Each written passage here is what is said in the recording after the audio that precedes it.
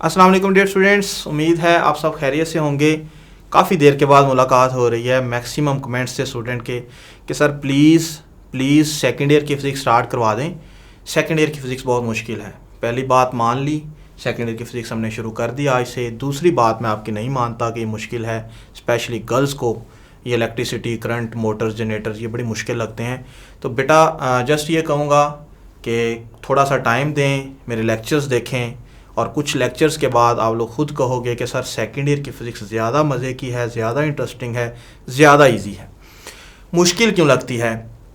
क्योंकि किताब में जो लिखा होता है वो पढ़ पढ़ के दिमाग जो है वो बंद हो जाता है, या जो टीचर कहता है मानना पड़ता है। थ्योरेटिकल चीज़ें हैं और मैं आपको कह रहा हूँ आसान लगेगी। क्यों? क्योंकि मेरे पढ़ाने का तरीका आप जानते हो। हम लोग बुक की बात मानेंगे तब जब मैं आपको प्रैक्टिकली परफॉर्म करके दिखाऊंगा। हम लोग सारी चीज़ों को प्रैक्टिकली, मतलब थ्योरी भी पढ़ेंगे, साथ साथ डिमॉन्स्ट्रेशन, प्रैक्टिकल मॉडल्स, सारी चीज़ें परफॉर्म करेंगे। इस तरह से थ्योरी और वो कॉन्सेप्ट्स परफॉर्मेंस मिलके आपके कॉन्सेप्ट्स इतने स्ट्रॉन्ग कर देगी कि उस कॉन्सेप्ट्स का आपको फिर बहुत जगहों पे फ़ायदा होता है। एक अजीब तरह का कॉन्फिडेंस आ जाता है। बोर्ड के एग्ज़ाम्स में बहुत अच्छे मार्क्स आते हैं। उसके बाद एंटी टेस्ट इंजीनियरिंग यूनिवर्सिटी में जाना है, मेडिकल यूनिवर्सिटी में जाना है, उसके एग्ज़ाम्स में कंसेप्ट बेस्ड MCQs होते हैं। टाइम भी थोड़ा होता है, 2 माह में उन एग्ज़ाम्स की तैयारी नहीं होती। बच्चों याद रखिएगा, जिसने यहाँ से नहीं सीखा वो आगे जाके कभी भी उन एग्ज़ाम्स को क्वालिफाई नहीं कर सकता। कॉन्सेप्ट यहाँ से बनते हैं, माइंडसेट यहाँ से बनता है, कॉन्फिडेंस यहाँ से पैदा होना शुरू होता है। अक्सर टीचर्स जो न्यू टीचर्स हैं क्लास में जाने से डरते हैं, जी स्टूडेंट्स पता नहीं क्या पूछ लेंगे।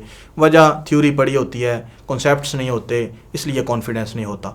तो आप में ये सारी चीज़ें होंगी। कुछ लेक्चर्स के बाद आपकी फीलिंग्स जो हैं वो चेंज होना शुरू हो जाएंगी।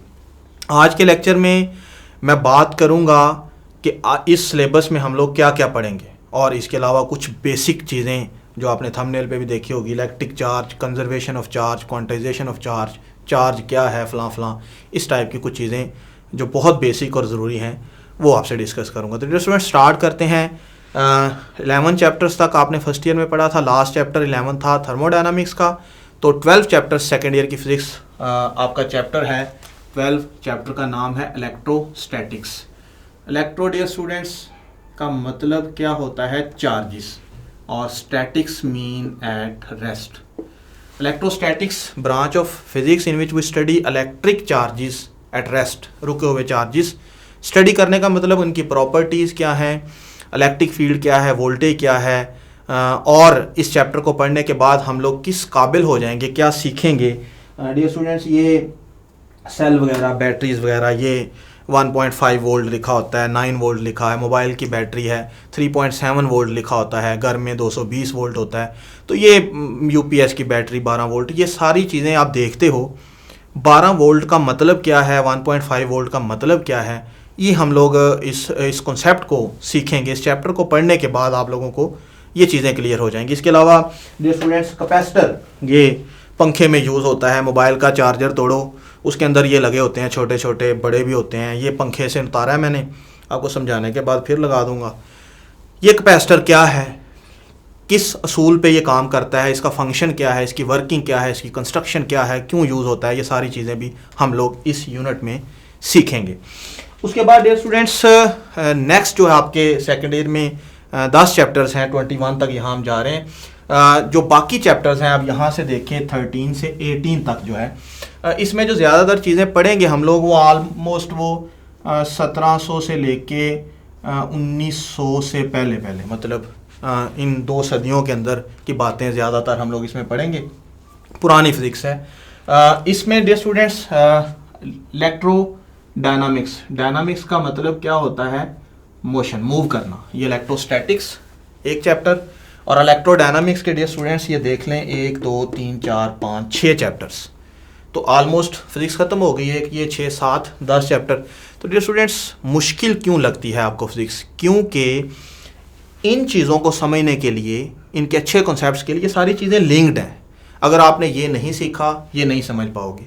ये नहीं समझा, आगे नहीं बढ़ सकते। फर्स्ट ईयर की फिज़िक्स का और हिसाब होता है जी। कोई भी यूनिट आप अक्सर देखते हो कॉलेजेस में जाके, जी 6 यूनिट स्टार्ट कर देते हैं डायरेक्ट, क्योंकि उसका लिंक ही नहीं है। हर यूनिट इंडिपेंडेंट है ऑलमोस्ट। सिर्फ वेक्टर्स अच्छे होने चाहिए, और वेक्टर्स मैंने आप लोगों को जो लेक्चर्स दिए हैं फर्स्ट ईयर के लेक्चर्स, वो आप लोगों को पता है कि वो मतलब कितनी इंपॉर्टेंट चीज़ें हैं, आपने देखे होंगे। तो बस वो चीज़ इंपॉर्टेंट है, उसके बाद जो मर्ज़ी यूनिट शुरू कर दो। लेकिन सेकेंड ईयर की फ़िज़िक्स में आप लोग नहीं कर सकते ये यूनिट्स, इनमें से कोई भी यूनिट कभी भी। एक सीक्वेंस है, और सीक्वेंस है कॉन्सेप्ट्स की सीक्वेंस। अगर आप लोगों ने वो 1 बाई 1 करके कॉन्सेप्ट नहीं सीखे तो कभी भी आप सेटिस्फाई नहीं हो सकते। डियर स्टूडेंट्स, क्या सीखेंगे हम लोग इन चैप्टर्स में? Current, electricity. इसमें हम इलेक्ट्रिक करंट के बारे में बात करेंगे। ये वायर्स में करंट, ये लाइट्स चल रही हैं, ये कैमरा चल रहा है, ये सारी चीज़ें करंट है क्या, इसको समझेंगे। उसके बाद करंट के सोर्सेज क्या क्या हैं, इसके अलावा जनरेटर्स, इलेक्ट्रिक जनरेटर्स हैं, ये कैसे करंट वगैरह जनरेट करते हैं। इसके अलावा डियर स्टूडेंट्स हम लोग इसमें कुछ बेसिक कंपोनेंट्स के बारे में बात करेंगे। मिसाल के तौर पे ये कार्बन रजिस्टर है, ये अक्सर आप मोबाइल का चार्जर खोलो तो उसमें ये इसके ऊपर कलर्स होते हैं, छोटी बड़ी ये लगी होती हैं, कैपेसिटर भी लगा होता है। क्या फंक्शन है इनका वहाँ पर, ये किस लिए यूज़ होती हैं? वायर जो है, इलेक्ट्रिक वायर, कॉपर वायर, इनकी रेजिस्टेंस का मतलब क्या है, रेजिस्टिविटी क्या है, वगैरह वगैरह।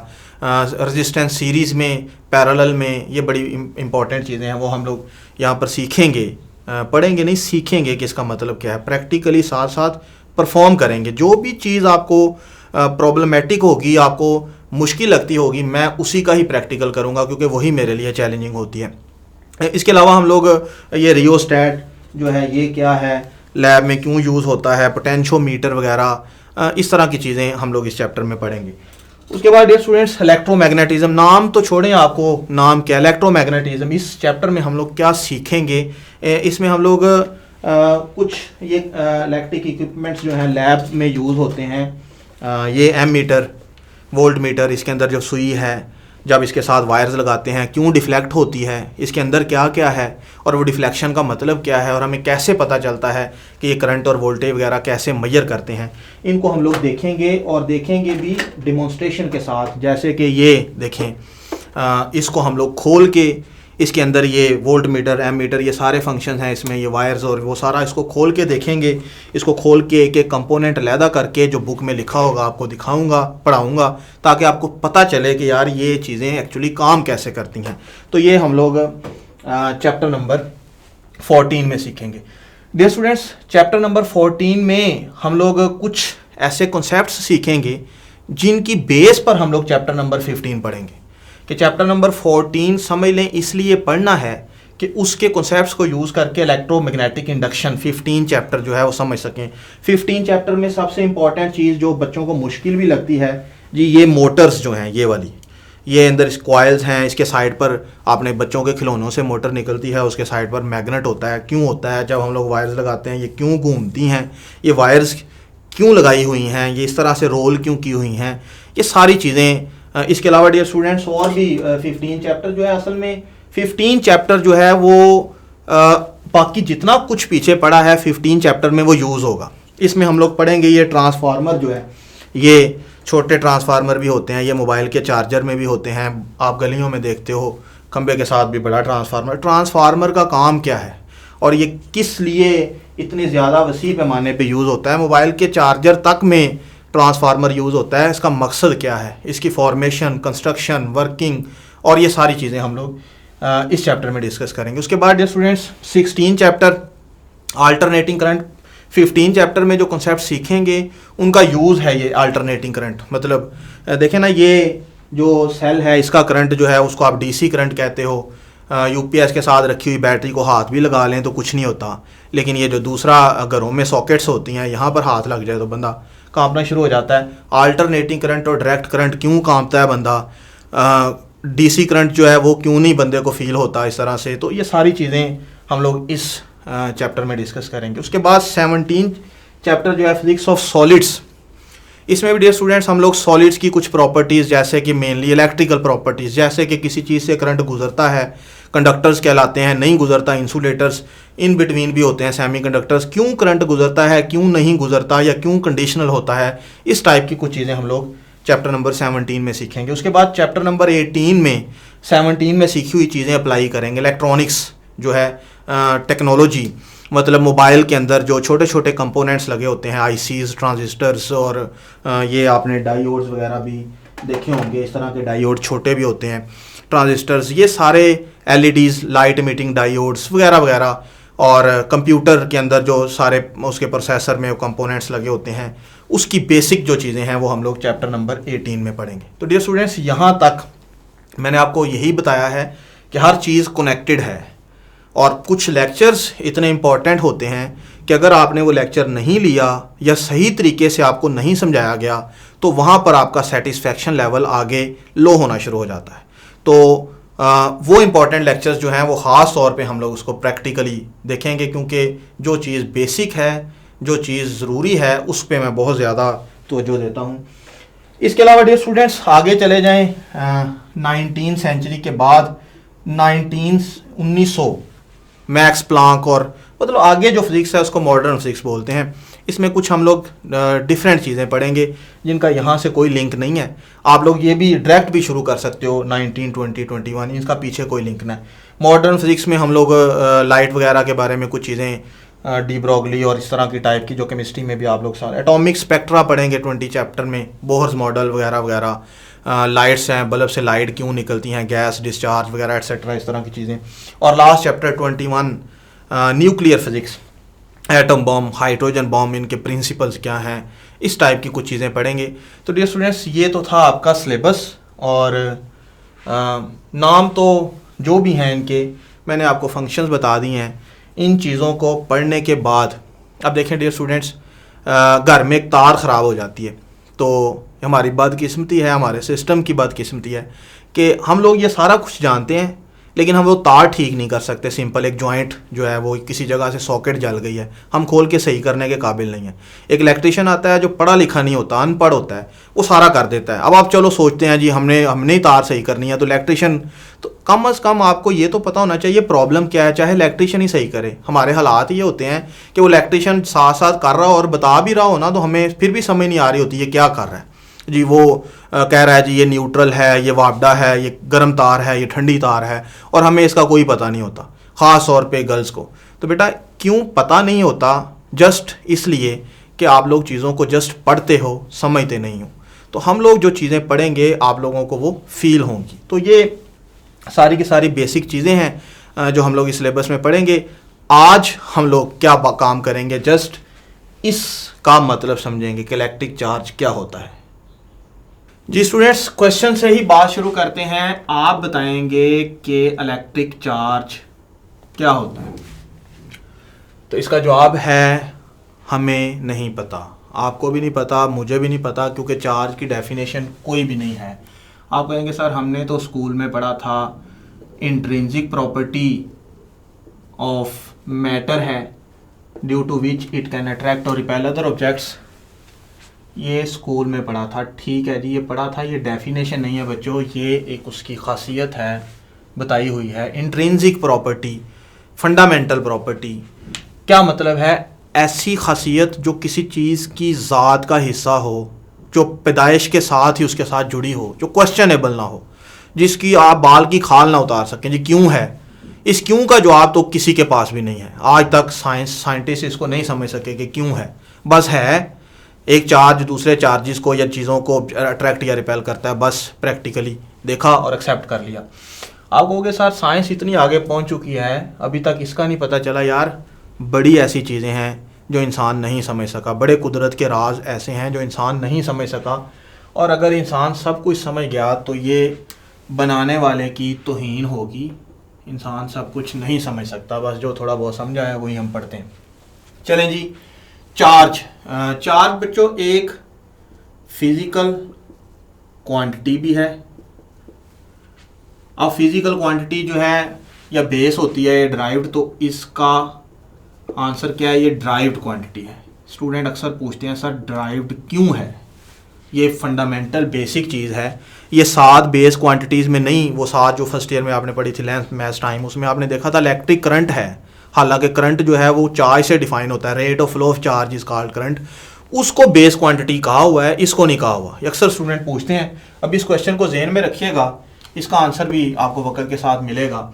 उसके बाद डियर स्टूडेंट्स अगली बात जो है वो हर फिजिकल क्वांटिटी जो है उसको हम लोग किसी सिंबल से रिप्रेजेंट करते हैं।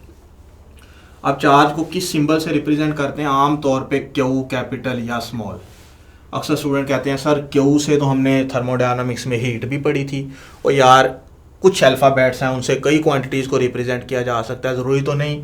वो ईटा एफिशिएंसी ऑफ कार्नेट इंजन भी है, ईटा आप विस्कोसिटी कोफिशिएंट ऑफ विस्कोसिटी भी पढ़ते हो। तो ये मेरा एस से मेरा नाम शफीक है, अब ऐसे सिर्फ मेरा नाम ही शुरू होता है यार, कई नाम है, ये चीज़ें जो है ना वो फजूल हैं। उसके बाद अगली बात है कि इसका एसआई यूनिट क्या है। तो डियर स्टूडेंट्स आप जानते हैं इसका एसआई यूनिट है कूलम, ये सबको पता होता है, लेकिन ये नहीं पता होता बच्चों को एक कूलम कितना चार्ज है, हालांकि ये ज़्यादा इंपॉर्टेंट है।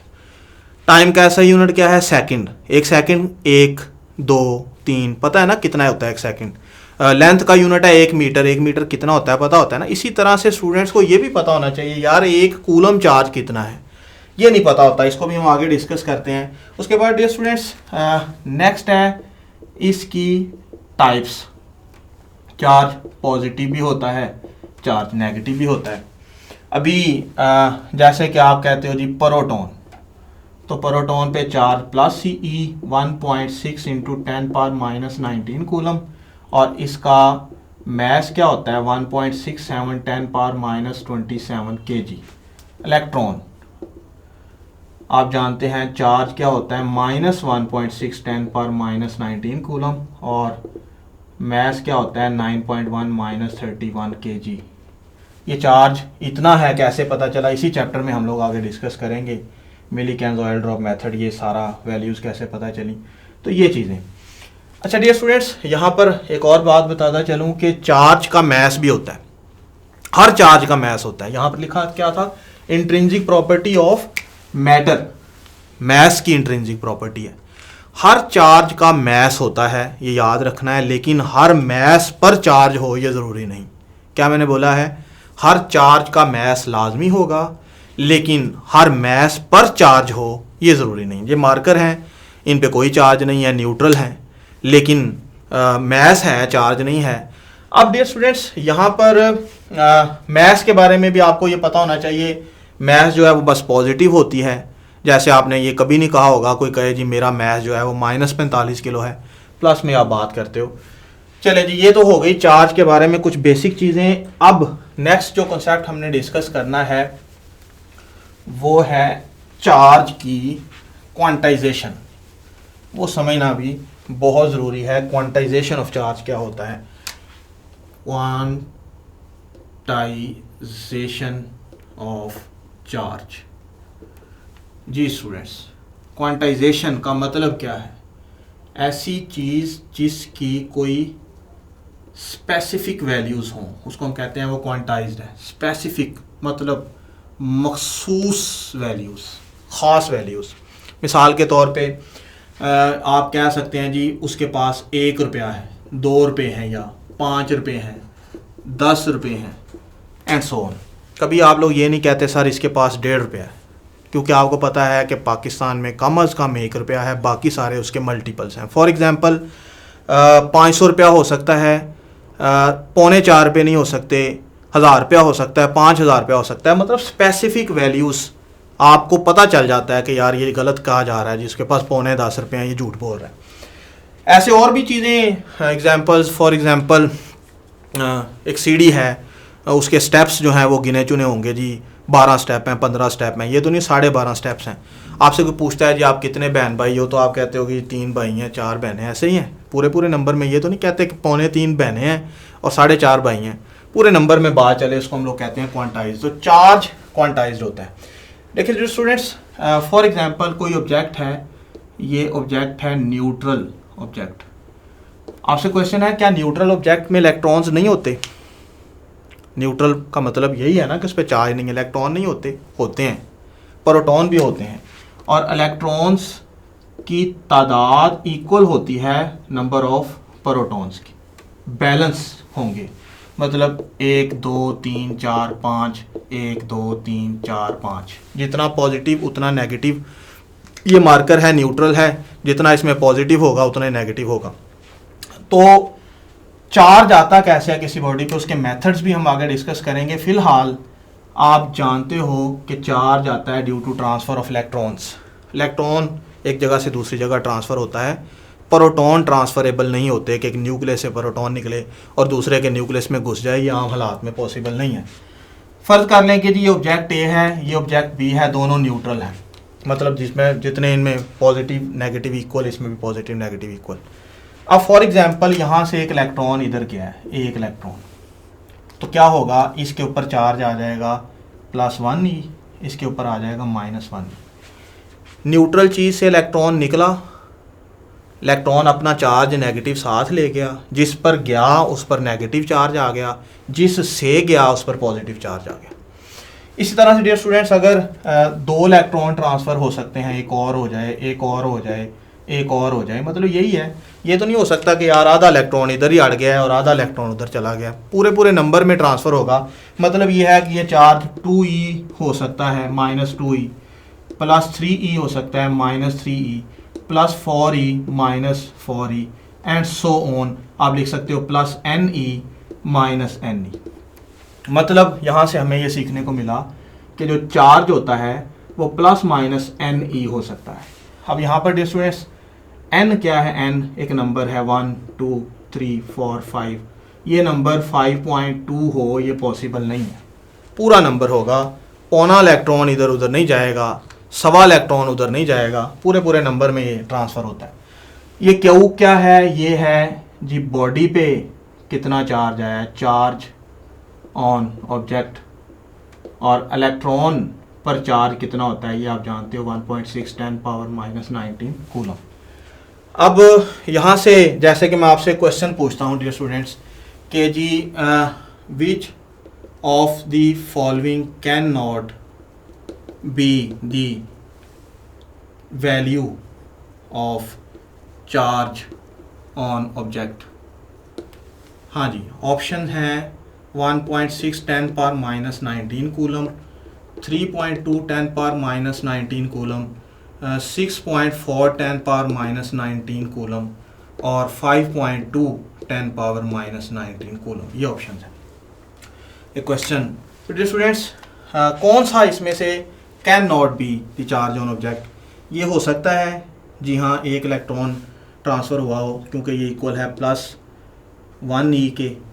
ये हो सकता है +2e, 2 को मल्टीप्लाई करो 16 2 32। उसके बाद नेक्स्ट ये देखें 16 3 48, वो नहीं है, 16 4 मल्टीप्लाई करेंगे, ये क्या है +4e, e 1.6 इससे मल्टीप्लाई करेंगे तो 6.4 ये भी हो गया। ये स्टूडेंट्स ये आंसर होगा, ये वाला पॉसिबल नहीं है। क्यों? देखें ना कि आप +3e होता तो 4.8 होना था, नेक्स्ट 4.8 6.4, मतलब ये देखें ये चार्ज जो है 6.4 पूरे नंबर में, ये 5.2 उनके दरमियान एग्जिस्ट ही नहीं करता। मतलब यही बात होगी जैसे कि मैं आपसे ये कहूँ कि जी मान लिया कि ये चार्ज है, मैं इस रिलेशन में लगाता हूँ Q = ne और n = Q/e। Q में यहाँ पर डियर स्टूडेंट्स क्या लगाता हूँ, 5.2 10⁻⁻19 कूलम और E लगाता हूँ 1.10⁻⁻19 कूलम। आप इसको सॉल्व करोगे तो n का आंसर इसका तकरीबन आएगा 3.25। ये अगर आप सोचें कि ये चार्ज है तो ये n आएगा 3.25, और मैंने आपको बताया था n जो है वो फ्रैक्शन में नहीं हो सकता। तो इस तरह से आपने ये याद रखना है कि चार्ज हमेशा quantised, which means there is some minimum value. ये वाली जो चार्ज की वैल्यू है, आपसे कोई पूछ ले कि मिनिमम वैल्यू ऑफ चार्ज कितना हो सकता है, तो आपने ये आंसर बताना है। लेकिन यहाँ पर एक और इम्पॉर्टेंट चीज़ बताता चलूँ, minimum value of charge that can exist independently, जो आज़ादाना एग्जिस्ट करती है। ये आपको एक मज़े की बात और बताऊं जो हम लोग 21 चैप्टर में पढ़ेंगे भी, कि इलेक्ट्रॉन से कम वैल्यू के चार्ज भी होते हैं, इलेक्ट्रॉन से कम वैल्यू के चार्ज भी होते हैं क्वार्क्स पे। प्रोटॉन को तोड़ें तो उसमें क्वार्क्स होते हैं, उन पे चार्ज इलेक्ट्रॉन से कम वैल्यू के होते हैं। इलेक्ट्रॉन डिविजिबल नहीं, इसको नहीं तोड़ा जा सकता, प्रोटॉन न्यूट्रॉन को तोड़ा जा सकता है। तो आपने ये याद रखना है, मिनिमम वैल्यू ऑफ चार्ज जो है, जो यूनिवर्स में एग्जिस्ट करती है, वो इससे कम भी हैं, लेकिन इंडिपेंडेंट आज़ादाना जो है वो यही वैल्यू है, इंडिपेंडेंट। तो हम लोग ये नहीं कह सकते कि जी ये चार्ज है तो वो प्रोटॉन टूटा है उसे, वो आम हालात में, वो न्यूक्लियर फिजिक्स में हम पढ़ेंगे मिनिमम वैल्यू ऑफ चार्ज। उसके बाद डियर स्टूडेंट्स एक बात और आपने याद रखनी है कि चार्ज की तो मिनिमम वैल्यू है और बाकी अगली वैल्यूज उसके मल्टीपल्स हैं। All other values are integral multiples of e. लेकिन मैथ्स की कम अज़ कम वैल्यू अभी तक डिस्कवर नहीं हुई। क्या आप ये नहीं कह सकते कि जी कम अज़ कम मैथ्स इतना है और बाकी मैसेस इसके मल्टीपल्स हैं। क्वांटाइजेशन ऑफ मैथ्स एग्जिस्ट नहीं करता, ये बड़ी अहम बात है, इसको आपने याद रखना है। तो ये तो डियर स्टूडेंट्स हो गया आपके पास कुछ बेसिक कॉन्सेप्ट्स। एक दो क्वेश्चन हम लोग और यहाँ पर करते जाएं ताकि ये चीज़ जो है ये आप लोगों को क्लियर हो जाए। जैसे कि मैं आपको कहता हूँ जी charge on a body is 9.6 10 power minus 19 coulomb, then body has lost electrons. कितने इलेक्ट्रॉन्स बॉडी ने लॉस किए? 5, 6, 4 या 10। तो इसको सॉल्व कैसे करेंगे? Q is equal to n e, n is equal to Q over e. Q कितना है? 9.6 10 पावर माइनस 19 कूलम। ई का चार्ज आप जानते हैं इतना होता है, कूलम से कूलम यूनिट कट गया, नंबर है 16, 96 है, 6 आएगा, तो ये आपका आंसर होगा। ये भी सोचिएगा 5 कब होता, 4 कब होता, 10 कब होता। डियर स्टूडेंट्स, ये तो था क्वांटाइजेशन ऑफ चार्ज का कॉन्सेप्ट। और यहाँ से आपने याद रखना है जब भी आप चार्ज की न्यूमेरिक वैल्यू लिखो तो अन्यथा नहीं लिखनी। कुछ वैल्यूज़ ही होती हैं जो एग्जिस्ट करती हैं जो ई का मल्टीपल होता है। अब डियर स्टूडेंट्स यहाँ पर मैं आप लोगों को ये भी बताता चलूँ, जो स्टार्ट पे क्वेश्चन छोड़ा था, एक कूलम चार्ज कितना होता है। इसी रिलेशन को मैं यूज़ करूँगा, Q is equal to n e, n is equal to Q over e, एक कूलम। और ई तो आपको पता है 10 पावर माइनस 19। ये क्या, इससे सॉल्व करो, 6.25 10 पावर 18। इसका मतलब है अगर कोई बॉडी 6.25 10 पावर 18 इलेक्ट्रॉन्स उससे निकल जाएं तब हम लोग कहेंगे कि उसके ऊपर एक कूलम चार्ज है। इसको थोड़ा सा फील करते हैं यार। ये तो नंबर है, पढ़ा है, ये पॉइंट ख़त्म किया, नीचे 100 आएगा। 625 10 पावर 16 मतलब 625। कितने ज़ीरो भाई लगाने हैं? 8, 12, 16 ज़ीरो साल लगाए। इतने इलेक्ट्रॉन्स बॉडी से निकले हैं। जब आप ढीला सा मुँह बना के लिख देते हो ना जी ये चार्ज एक कूलम है, तो ये इसका मतलब ये नहीं है 1 प्लस आपने लगा दिया तो इससे एक इलेक्ट्रॉन निकला होगा। भाई इससे जो इलेक्ट्रॉन निकले हैं वो कितने हैं? इतने। अब ये नंबर ज़रा फील करो। इतनी यार गिनती मुझे भी नहीं आती, इधर से शुरू करो ना, मुझे बस ये पता है बहुत बड़ा नंबर है। इसका मतलब है जब भी कोई बॉडी एक कूलम चार्ज रखे तो उससे इतने इलेक्ट्रॉन्स निकल चुके हैं अगर प्लस चार्ज है, और जिस पर वो इलेक्ट्रॉन जाएंगे उस पर इतना -1 कूलम, मतलब उस पर इतने इलेक्ट्रॉन जा चुके हैं। डियर स्टूडेंट्स, ये भी चीज़ माइक्रो कूलम क्या होता है। माइक्रो के लिए क्या, यहाँ पर आप क्या करेंगे, माइक्रो कूलम है तो यहाँ पर लिखें 10 पावर -6 और यहाँ पर भी लिखें 10 पावर -6। तो डियर स्टूडेंट्स एक माइक्रो कूलम क्या हुआ? 6.25, ये आपके पास आ गया 10 पावर 12 इलेक्ट्रॉन्स। ठीक है, जब भी मैं लिखूँगा कभी इस पे 1 माइक्रो कूलम चार्ज है तो इसका मतलब है इससे जो इलेक्ट्रॉन्स निकले हैं वो कितने निकले हैं? इतने। ये भी छोटा नंबर नहीं है। जैसे आप लोगों को पता है ना घड़ी का टिक टिक टिक 3 सेकंड गुजर गए, ऐसे ही जब कहा जाए कूलम चार्ज तो जहन में रखना है, फील करना है, पता होना चाहिए कि इतने इलेक्ट्रॉन बॉडी से रफू चक्कर हो चुके हैं। तो ये था चार्ज की बारे में, क्वांटाइजेशन ऑफ चार्ज और कुछ और इम्पॉर्टेंट बातें। नेक्स्ट कॉन्सेप्ट हम लोग डिस्कस करेंगे कंजर्वेशन ऑफ चार्ज क्या होता है।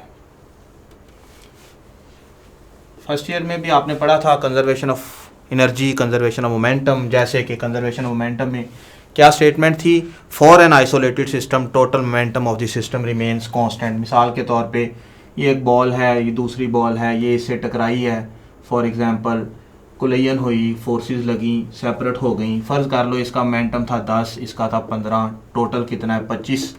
बाद में फॉर एग्जांपल इसका हो गया 8, फॉर एग्जांपल इस बॉल का 8 हो गया, तो 8 कितना 25 होगा 17, तो टोटल 25। तो total momentum before collision is equal to total momentum after collision. टकराने से एक्सचेंज ज़रूर हुए हैं लेकिन टोटल 25 ही रहेगा। इसी तरह से कंजर्वेशन ऑफ चार्ज क्या है, for an isolated system total charge of the system remains constant. मतलब बात उसी जैसी है लेकिन वो कोलिजन्स थी, ये चार्ज की बात हो रही है। फॉर एग्जांपल एक स्फीयर है, उसके ऊपर चार्ज है जी +6 कूलम। एक और स्फीयर है, ए स्फीयर बी स्फीयर, इसके ऊपर है -2 कूलम। इनको आप एक दूसरे के साथ टच करो, टच करने से कुछ ना कुछ चेंजिंग आएगी और चेंजिंग के बाद फॉर एग्जांपल ये स्फीयर ए बी, सपोज इस पे चार्ज -4 कूलम हो गया, इस पे क्या होगा। सबसे पहले तो यार एक बात पहले ये सोचो, 6 कूलम का मतलब क्या है, इसे कितने इलेक्ट्रॉन्स निकले हुए हैं, वही लास्ट बात। -2 कूलम कितने आए हुए हैं, ये सारी चीज़ें इस तरह से भी सोचो। यहाँ पर जब ये ऐसे एक दूसरे के साथ टच किए तो कुछ ना कुछ तो यार ये इधर उधर हुए हैं चार्जेस, इसीलिए इस पे चार्ज चेंज हो गया है। अब अगर हम लोगों ने फाइंड करना है इसके ऊपर चार्ज क्या है, तो जैसे आपने इसमें पढ़ा था P1 + P2 is equal to P1 dash + P2 dash, momentum before momentum after उनका सम इक्वल है। ऐसे ही इसमें हम लोग लिखेंगे QA + QB before touching, QA dash + QB dash after touch. अब QA क्या है जी 6, ये क्या है -2, ये क्या है -4, ये मालूम करना है आफ्टर इन कॉन्टैक्ट। क्या इसका पास आप क्या आंसर आ गया जी आपके पास, ये 4 4 6 -4 8 आ जाएगा QB डैश। इसका मतलब है जी इसके ऊपर चार्ज 8 कूलम है, प्लस आया है जी, +8 कूलम चार्ज। अब कंजर्वेशन ऑफ चार्ज यही है कि यहाँ पर जो एक्सचेंज हुआ है वो टोटल इधर उधर नहीं जाएगा जी, टोटल गायब हो गया, कम हो गया, ज़्यादा हो गया।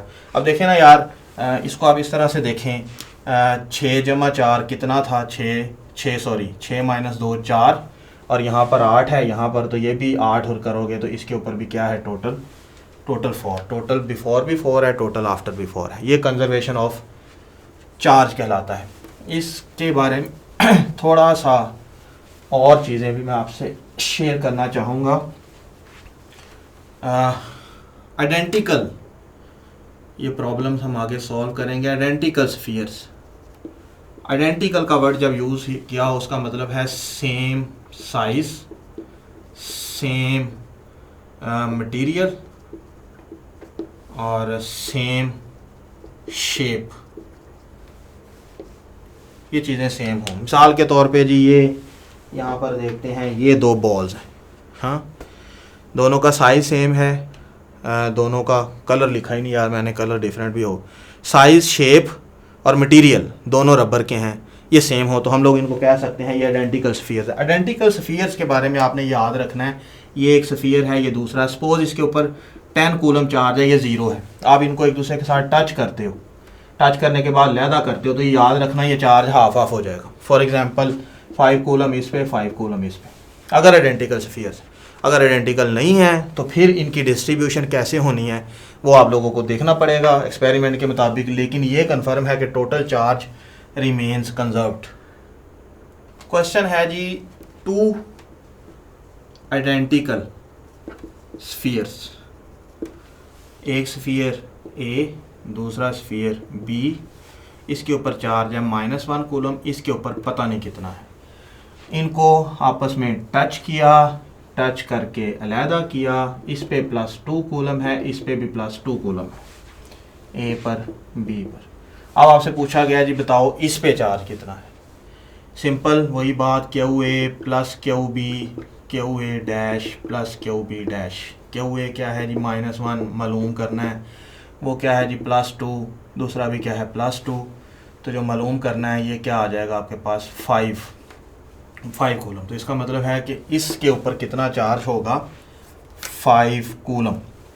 कंजर्वेशन ऐसे भी देख लें, 5 - 1 4, 2 + 2 4, इक्वल डिस्ट्रीब्यूट हुआ है आइडेंटिकल स्फीयर्स से, ये बात अब आपने नहीं भूलनी जी। तो बच्चों अब कंजर्वेशन ऑफ चार्ज का मतलब भी हमें पता चल गया कि जी चार्ज जो है वो गायब नहीं होता, क्रिएट नहीं किया जा सकता, डिस्ट्रॉय नहीं होता, बस इधर उधर होता है, और कितना किधर गया ये हम लोग आसानी से फाइंड कर सकते हैं। यहाँ तक आपकी बेसिक चीज़ें क्लियर हो गई हैं। अब एक और क्वेश्चन स्टूडेंट्स पूछते हैं कि सर ये चार्ज आता कैसे है किसी बॉडी पे, चलो इलेक्ट्रॉन इधर गया उधर गया, क्यों गया, किससे जाएगा, क्यों जाएगा, वगैरह वगैरह, इस टाइप की चीज़ें स्कूल में पढ़ी हुई हैं। अक्सर हम लोग कह देते हैं यार ये आपने पढ़ी हुई हैं, तो स्टूडेंट्स जो हैं वो मायूस हो जाते हैं बेचारे, उन्होंने नहीं याद होती। 9th क्लास फिर 10th क्लास में पढ़ा था, सेकेंड ईयर में आके भूल चुके हैं, बच्चे हैं यार, टीचर भूल जाते हैं कुछ देर ना पढ़ाएं। वो भी चीज़ें मैं आपको थोड़ी सी रिवाइज़ करवाऊंगा जल्दी से। ये चार्जिंग मेथड्स कि चीज़ों को चार्ज करने के तरीके बहुत से हैं। पहले हम पढ़ेंगे बाय फ्रिक्शन, भी पहले पढ़ते हैं, फिर इसको प्रैक्टिकली भी थोड़ा सा देखेंगे कि यार वाकई ही ये होता भी है कि नहीं। फ्रिक्शन, चीज़ों को एक दूसरे के साथ रब करें। ये कपड़ा है, ये मार्कर है, रब करोगे तो चार्ज आ जाता है। क्या होता है, फॉर एग्जांपल ये एक ऑब्जेक्ट है, ये दूसरा ऑब्जेक्ट है, जब आपने इनको रब किया ए बी, तो आपको पता है हर चीज़ में एटम्स होते हैं, एटम्स, हर चीज़ में एटम्स मॉलिक्यूल्स होते हैं। जब रब करते हो, सपोज करें कि रब करने के बाद ये आपने जब सेपरेट किया, तो मैं आपको कह देता हूँ कि यार इस पे पॉजिटिव चार्ज आ चुका है। हाँ, तो जाहिर है उतना ही इसके ऊपर 1 2 3 4 5 मतलब ये है कि +5e हो चुका है, -5e हो चुका है। या यार ऐसे कर लो, इस पे पॉजिटिव चार्ज हो गया है, इस पे नेगेटिव चार्ज आ गया। अब क्या हुआ होगा, अंडरस्टूड सी बात है, जब आपने इसको रब किया, यहाँ से इलेक्ट्रॉन्स ट्रांसफ़र हुए होंगे, इलेक्ट्रॉन्स ट्रांसफ़र हुए हैं, इसीलिए ए के ऊपर पॉजिटिव चार्ज है। अक्सर स्टूडेंट पूछते हैं सर इलेक्ट्रॉन क्यों ट्रांसफ़र हुआ। और भाई जब आपने चीज़ों को रब करना है, फ्रिक्शन से हीट पैदा होती है, हीट एनर्जी है, उससे जो इलेक्ट्रॉन्स हैं इनको एनर्जी मिलती है, आयोनाइजेशन एनर्जी आपने केमिस्ट्री में पढ़ी होगी स्कूल में। आयोनाइजेशन एनर्जी मिलती है जब, तो इलेक्ट्रॉन जो है वो एक मटेरियल को छोड़ देते हैं, दूसरे के साथ चिपक जाते हैं, आयोनाइजेशन एनर्जी। अभी कुछ स्टूडेंट्स ये भी पूछते हैं कि सर ये कैसे कि जी ये ऑब्जेक्ट पर पॉजिटिव, क्या हर दफ़ा ज़रूरी है कि उस पर नहीं, ज़रूरी नहीं है। किसी चीज़ पे पॉजिटिव आना है कि नेगेटिव आना है, depends on material their ionisation energy. थोड़ा सा टाइम चले लगा लेते हैं यार, एक दफ़ा बार बार ये चीज़ कहाँ आपको करवानी है। देखें मैं बात करता हूँ सोडियम। सोडियम में आपको पता है 11 प्रोटॉन होते हैं और 2 इलेक्ट्रॉन, 8 इलेक्ट्रॉन, 1 इलेक्ट्रॉन। इसी तरह से बात करते हैं क्लोरीन की। क्लोरीन में 17 प्रोटॉन होते हैं, इसके shells 2 electron, 8 electron, 7 electron. Sodium और क्लोरीन, अभी ये भी न्यूट्रल है क्योंकि जितने प्रोटॉन उतने इलेक्ट्रॉन, ये भी न्यूट्रल है। अभी वैसे ये इलेक्ट्रॉन क्यों उधर ट्रांसफ़र होते हैं, देखें सोडियम और क्लोराइड दोनों हों, क्लोरीन, क्या पास रख दें तो इलेक्ट्रॉन इधर उधर चले जाएंगे? बिल्कुल भी नहीं। आप पढ़ते हो केमिस्ट्री में, केमिकल रिएक्शन में, ये टेम्परेचर दो, ये प्रेशर रखो, इतनी एनर्जी दो, इतनी हीट दो, फिर जाके वो सोडियम और क्लोरीन आयोनाइज होते हैं, उसके बाद जाके सोडियम क्लोराइड साल्ट बनता है। वैसे ये तैयार बैठा है यार, ये देखो इसके पास एक इलेक्ट्रॉन छोड़ के पीछे 8 है, 8 पूरा स्टेबल। इसको अगर ये इलेक्ट्रॉन मिल जाए, इसका भी 8 पूरा, ये भी स्टेबल। ये कुदरत का कानून है, अल्लाह ताला की ज़ात ने किसी को ज़्यादा दिया हुआ है, किसी को कम दिया हुआ है, ऐसे ही अमीर गरीब बनाए हुए हैं। और फिर कहा है कि जी सदका दो, ज़कात दो, खैरात दो, इससे आपको जन्नत मिलेगी, सुकून मिलेगा, मिलता भी है। ज़्यादा कम ना दिया होता किसी को तो कौन यार किसी का ये सारा इम्तिहान जो अल्लाह ताला ले रहा है ये ना होता। अब एक बात और चीज़ याद रखनी है आपने कि इलेक्ट्रॉन खुद ब खुद नहीं जाएगा। आपको पता है जैसे कि आप अमीर आदमी गरीब को कब देगा, जब वो हमारे मज़हब को जानता है, इस्लाम फोर्स करता है, इस्लाम एनर्जी देता है, इस्लाम कहता है कि जी ये करो, अल्लाह ताला की ज़ात आपको जन्नत से नवाजेगी, आपको नेकियां मिलेंगी, वगैरह वगैरह। इसी तरह से इन मटेरियल्स ने भी खुद नहीं देना, इनको एनर्जी चाहिए। अब जाहिर है इनका मज़हब तो नहीं मुझे पता, इस्लाम ही होगा, लेकिन इनको एनर्जी चाहिए हीट की शक्ल में, या फ्रिक्शन से वगैरह वगैरह, हीट करने से, प्रेशर से, किसी ना किसी तरीके से एनर्जी मिलती है। जब इलेक्ट्रॉन इधर से उधर जाता है तो सोडियम आयन बन जाता है, ये भी आयन बन जाता है, दोनों में कशिश डेवलप होती है, मिलते हैं, सोडियम क्लोराइड बन जाता है। और आप नमक खाते हो मज़े मज़े के साथ, इसके अंदर बाहर क्या होता है ये भी थोड़ा सा। तो इसलिए जब आप ये क्वेश्चन पूछते हो कि सर किससे इलेक्ट्रॉन निकलना है, किधर जाना है, depends on nature of materials.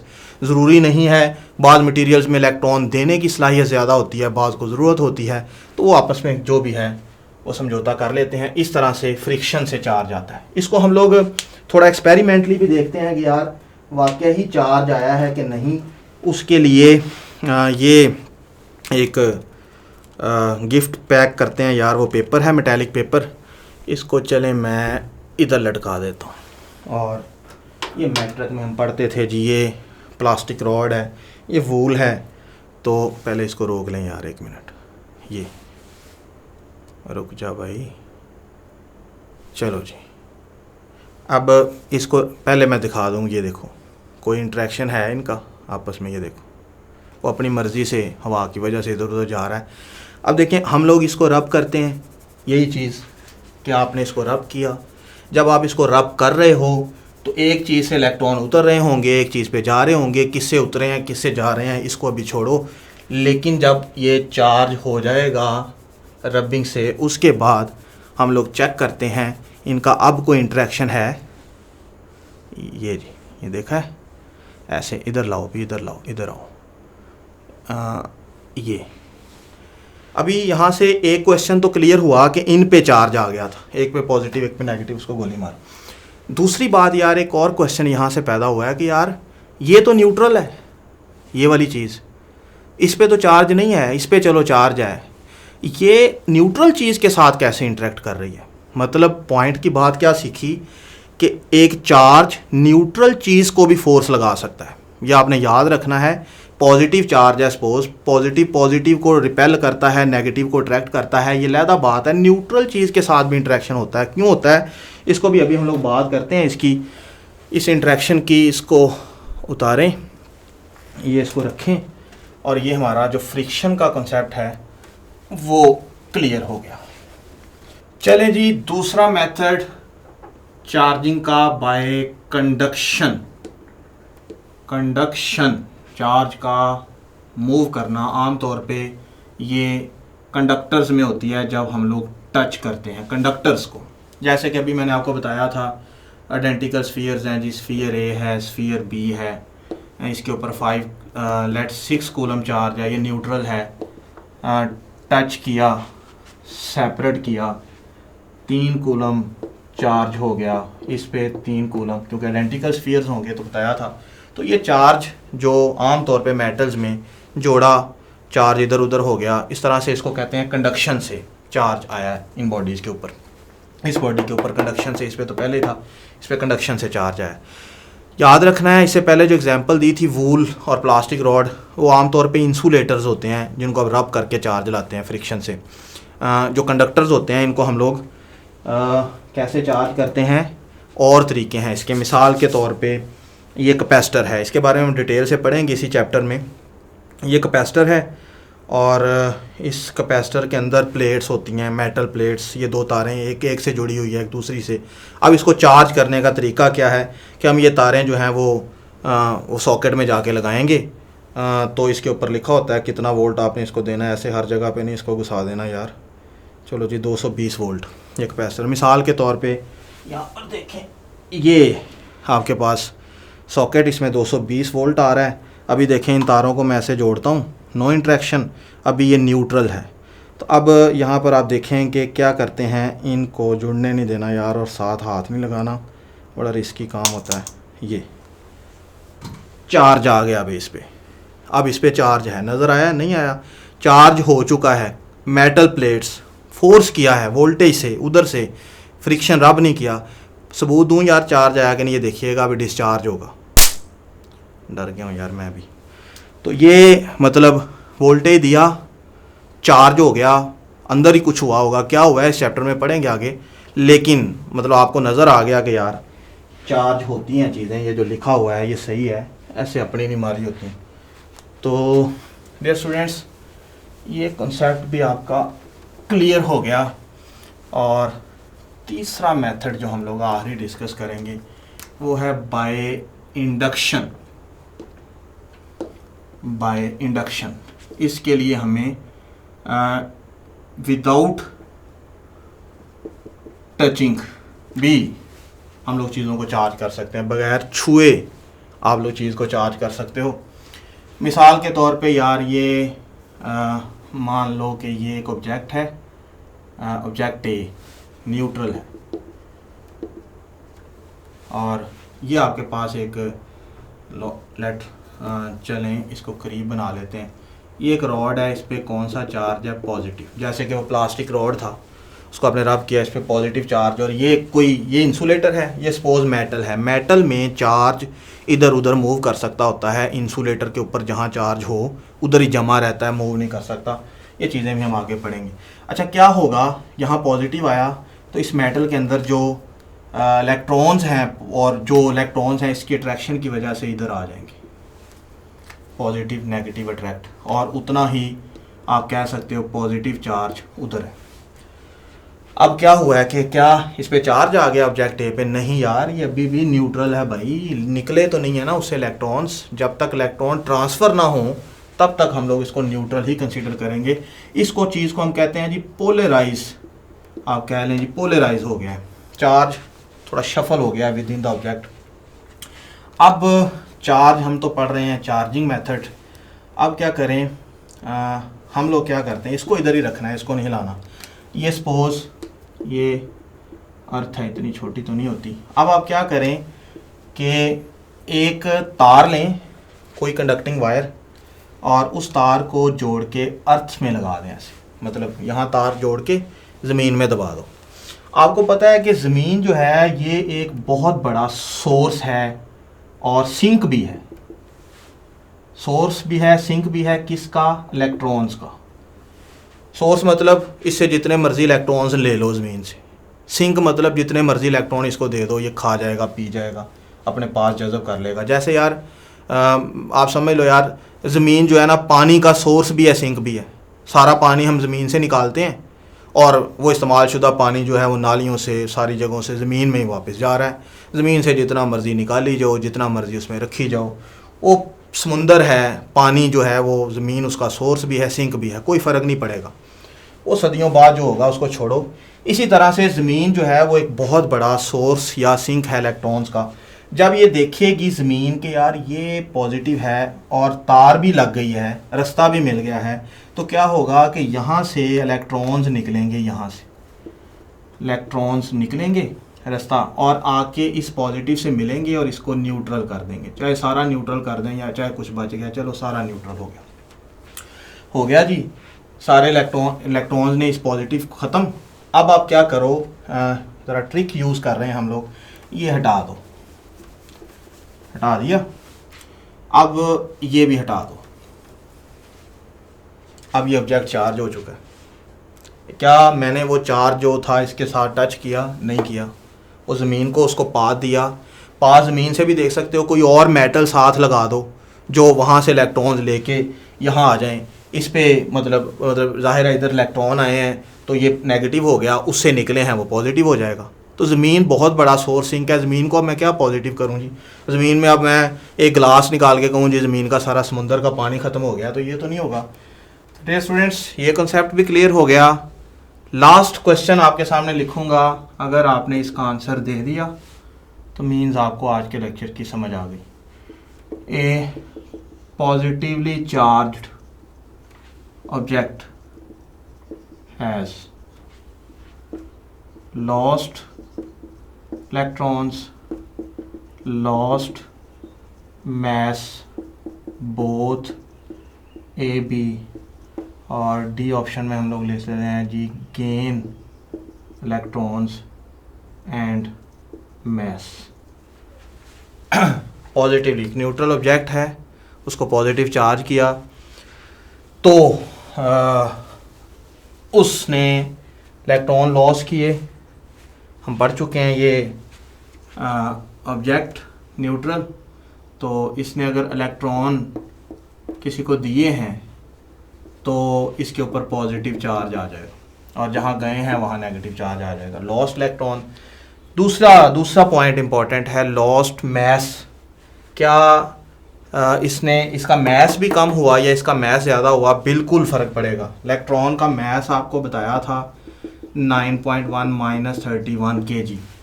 अगर इलेक्ट्रॉन ट्रांसफ़र हुआ है तो ज़ाहिर है मैस लेकर ही गया होगा। तो पॉजिटिव चार्ज जो है उसका मैस भी लॉस्ट होगा। तो इसका आंसर आपके पास क्या होगा, बोथ है भी। अगर नेगेटिव चार्ज यहाँ लिख दें, नेगेटिवली चार्ज ऑब्जेक्ट, तो ये आएगा गेन इलेक्ट्रॉन्स एंड मैस। यहाँ पर डियर स्टूडेंट्स एक बात और आपने याद रखनी है, इस नंबर को थोड़ा फील करें कि यार ये कितना नंबर है, 9.1 डिवाइडेड बाई 10 पावर 31, 0.000000, 31 जीरो के बाद जाके ये नंबर आएंगे। कितना मैथ्स का फ़र्क पड़ा जब एक चीज़ ने कुछ इलेक्ट्रॉन लॉस किए, जितने भी किए। आप देखें जी, आप ने एक मशीन पे अपना मैथ्स मेजर किया, फॉर एग्जांपल जो है वो आपका मैथ्स है 90 kg, मेरा मैथ्स है 90 kg। अब मैं रास्ते में जा रहा हूँ, मैंने 10 रुपये एक फ़कीर को दिए, तो क्या मेरा मैथ्स कम हो जाएगा?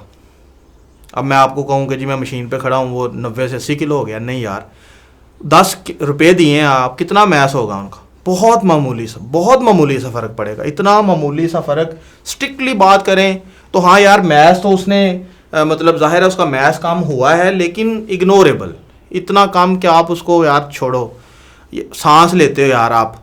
अब आपने कार्बन डाइऑक्साइड खारिज की, ऑक्सीजन एब्जॉर्ब किए, इक्वल है, थोड़ा बहुत फ़र्क तो पड़ता है। आप थूकते हो, मैथ्स तो आपका तब भी फ़र्क पड़ना चाहिए। तो ये थोड़ी बहुत चीज़ें जो है ना, ये लॉस ज़रूर करेगा लेकिन इग्नोरेबल। तो डियर स्टूडेंट्स ये थे कुछ बेसिक कॉन्सेप्ट्स जो आप लोगों ने स्कूल में भी सीखे होते हैं या आपको सीखे होने चाहिए अगर आप इलेक्ट्रिसिटी एंड मैग्नेटिज्म और आगे सारी चीज़ों को आसान करके सीखना चाहते हो। नेक्स्ट लेक्चर में कूलम्स लॉ पढ़ेंगे, बहुत इंपॉर्टेंट टॉपिक है। अगर आपको मेरा ये लेक्चर अच्छा लगा है तो बस मेरे लिए दुआ कर दीजिएगा। अपना ख्याल रखिएगा। अल्लाह हाफिज़।